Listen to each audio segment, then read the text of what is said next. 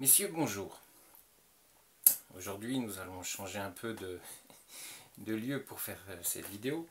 Je ferai les suivantes du moins, dans le local habituel où je fais les vidéos. Mais aujourd'hui, je vous fais cette vidéo car j'ai entendu parler, j'ai vu aussi, j'ai lu, que Monsieur Hong Kong, par rapport à sa vidéo de la dernière fois, qui se plaignait, qui gémissait, qui pleurait à chaudes larmes par rapport qu'il y avait de la jalousie, des gens qui étaient bon, on va pas tourner autour du pot, hein, bien sûr, ça rapporte par rapport à mes vidéos. Il faut savoir qu'il faisait ça exactement.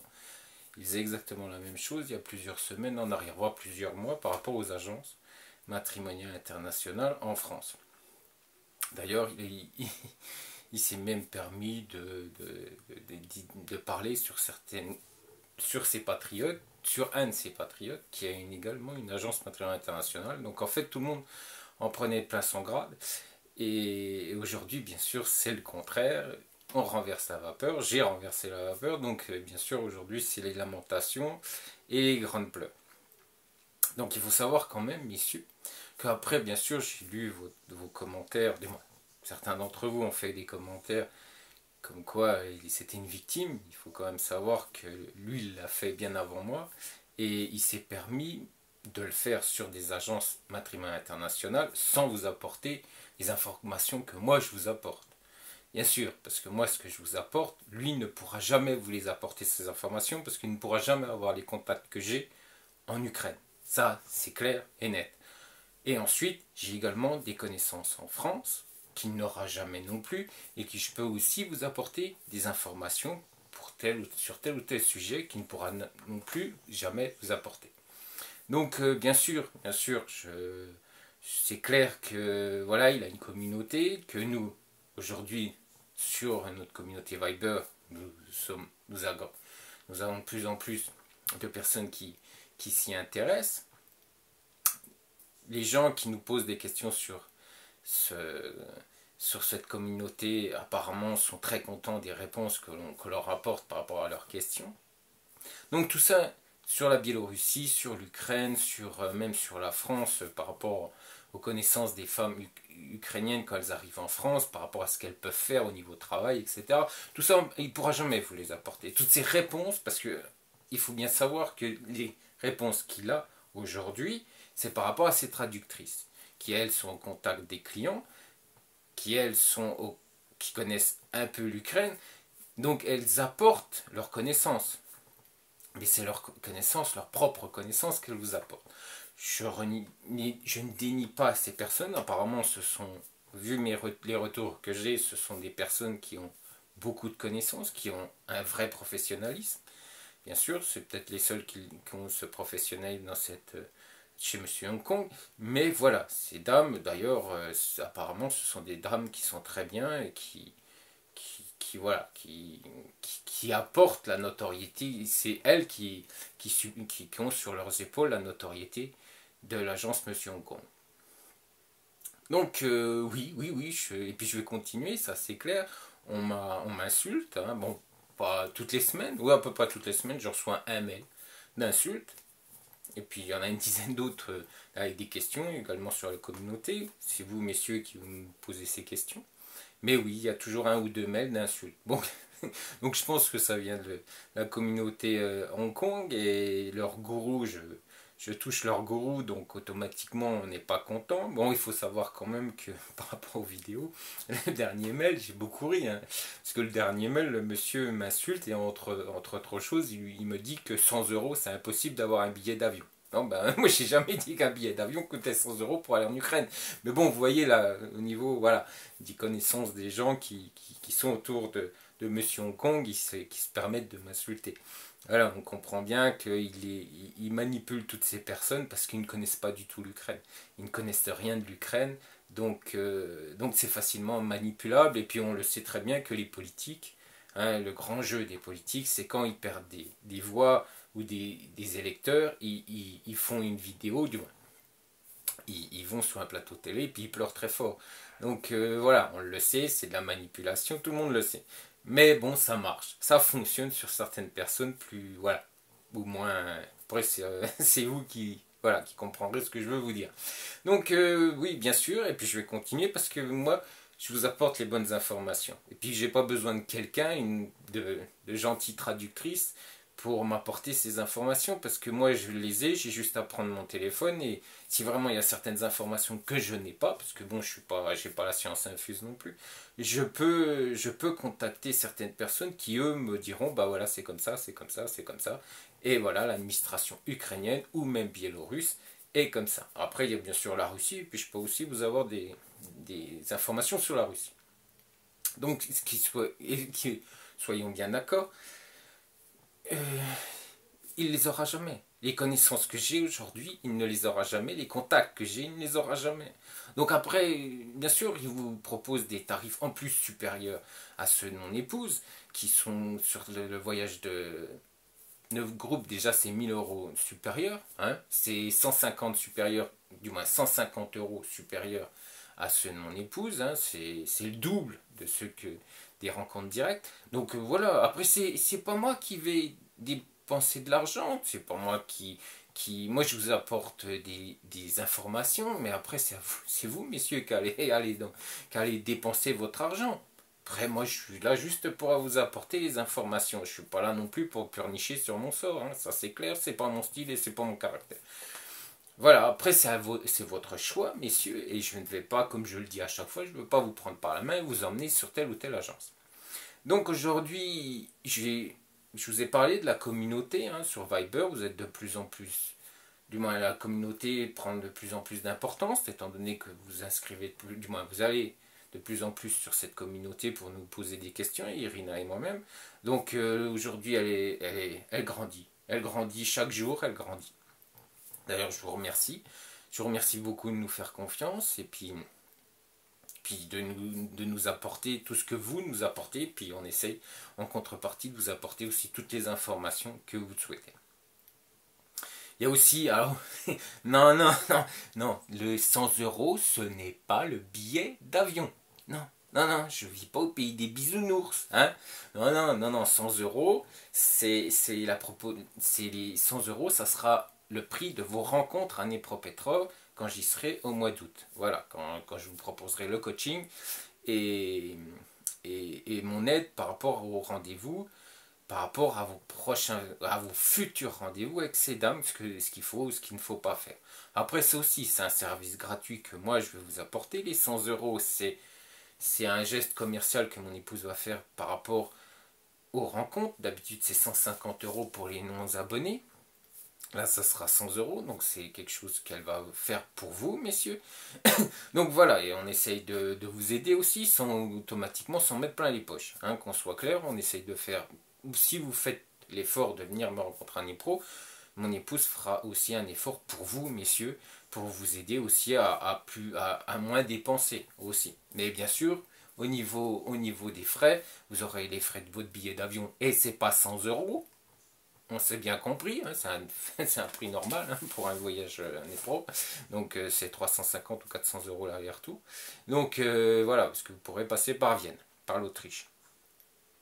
Donc voilà, hein, on est bien clair. Et puis après il y aura l'hôtel. Mais bon, si vous avez besoin, je vous dirai aussi dans quel hôtel vous pouvez aller ou appartement.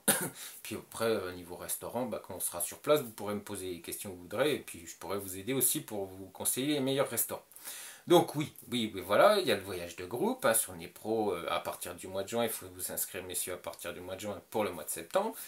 Voilà, voilà, il y a plein de choses qu'on... Et puis avec des prix, voilà, les plus bas possibles. Après, si vous préférez payer le taquet parce qu'il y en a un qui gémit puis qui pleure comme un enfant, moi je peux pas faire plus. Hein. Sincèrement, je peux pas vous aider plus. Donc voilà, après chacun fait comme il l'entend. Je ne peux pas vous prendre par la main pour vous emmener dans telle ou telle agence. Maintenant, on m'a demandé par rapport à l'avenir d'une femme ukrainienne en France. Alors l'avenir d'une femme ukrainienne en France, il faut savoir que déjà, si elle a un niveau médecin, elle sera inférieure, bien sûr, elle n'aura pas ce statut en France. Malheureusement, apparemment, nous sommes l'un des seuls pays à ne pas reconnaître ces diplômes. Et donc, et puis pas que pour les pays de l'Est, hein, pour les pays, voilà, les pays aussi Afrique du Nord, etc. Tous ces pays-là viennent en France, arrivent dans France et ont des niveaux de médecin, de chirurgien, mais voilà, médecin, déjà médecin généraliste, sera infirmier. Après, il faudra qu'ils reprennent ses études en France.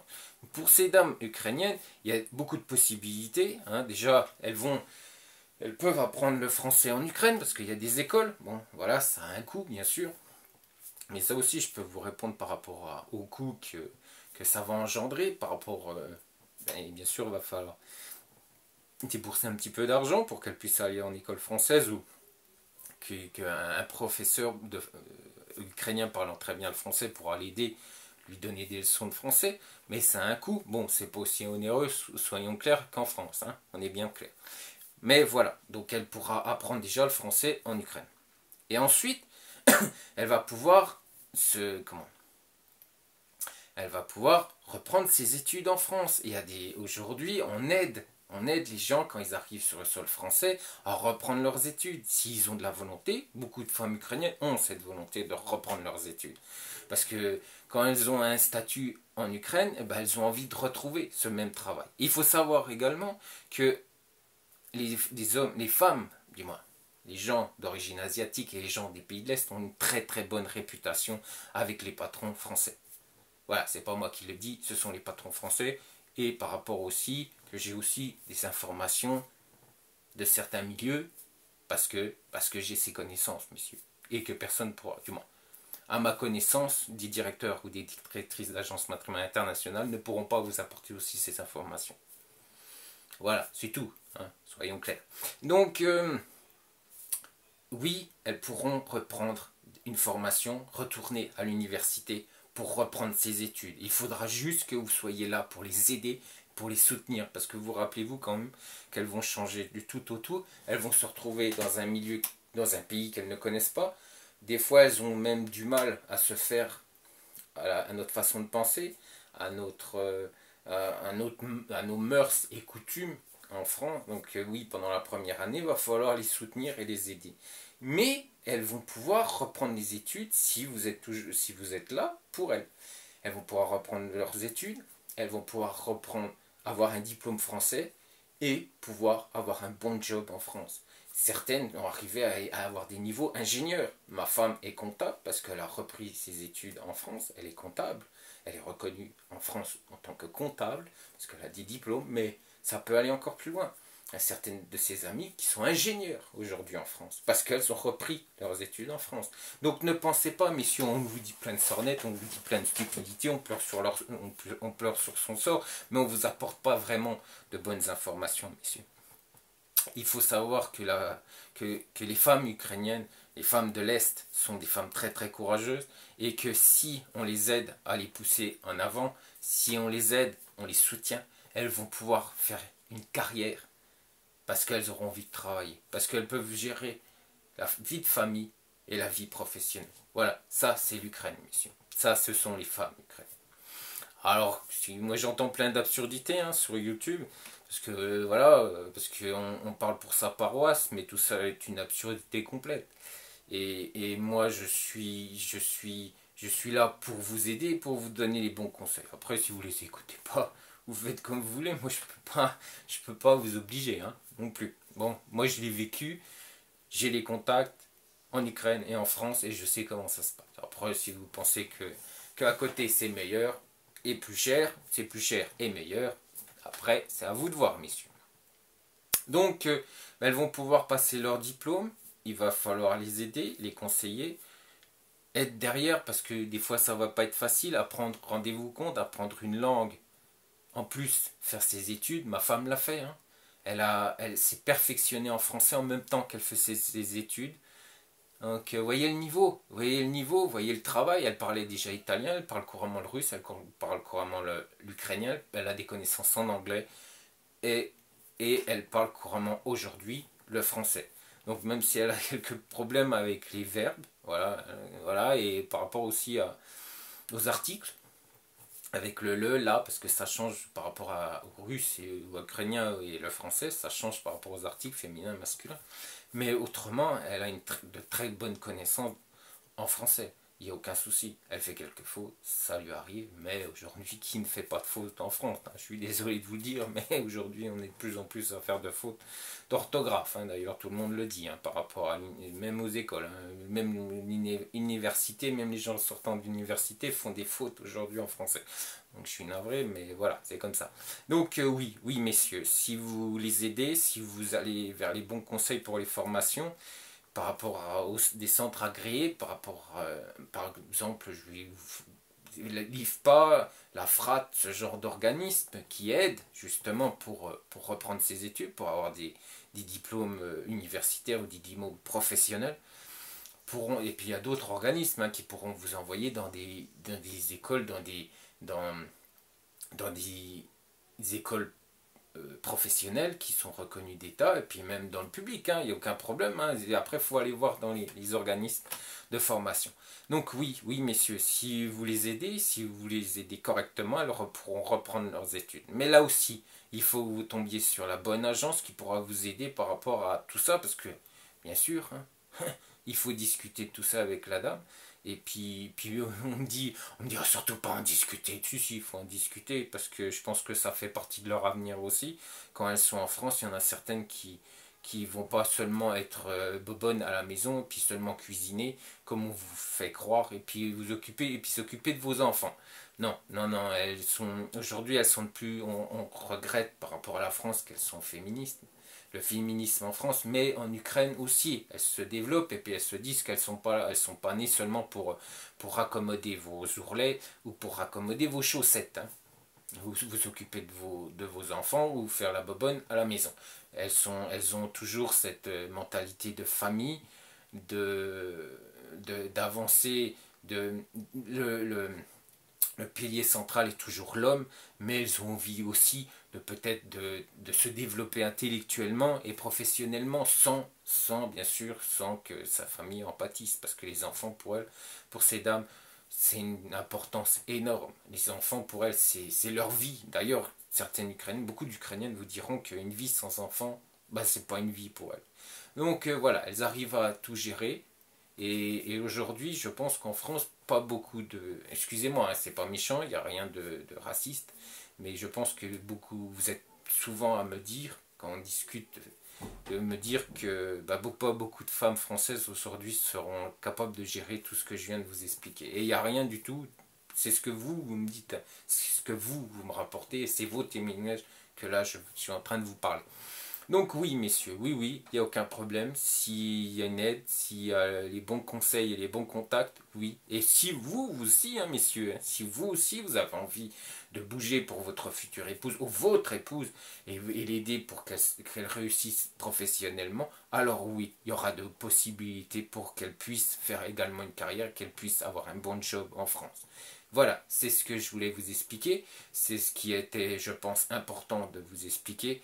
Parce que je vous répète, des conneries, excusez-moi, il y en a plein de dites sur YouTube, et je pense, messieurs, qu'il faut savoir et comprendre ce qui se passe aujourd'hui en France quand vous ramenez une dame ukrainienne, et aussi les centres de formation qui peuvent aider par rapport aussi à l'obtention de diplômes français. Voilà, ben je vous dis, messieurs, continuez, choisissez la bonne agence, oubliez les pleurnichards. Moi, je vous les conseille, parce que ceux qui pleurnichent, c'est comme les politiques, ils pleurnichent beaucoup. Du moins, certains politiques, ils pleurnichent beaucoup, mais derrière, il n'y a pas grand-chose. C'est pour vous attirer la sympathie sur eux. Puis après, on sait que 80% des politiques, après, voilà, hein, ils se laissent vivre, hein, quand ils ont leur mandat. Ben, je pense que certaines personnes sur YouTube font la même chose. Quand ils sont en situation difficile, eh bien, ils pleurnichent. Pourtant, ils ont fait du mal aussi à d'autres personnes, mais ça, ils oublient. Et quand on leur fait à eux, eh ben là, ils crient au secours. Je vous dis à bientôt. Rappelez-vous, il y a toujours une dame pour vous, messieurs, en Ukraine. Et je vous dis à bientôt. Allez, ciao.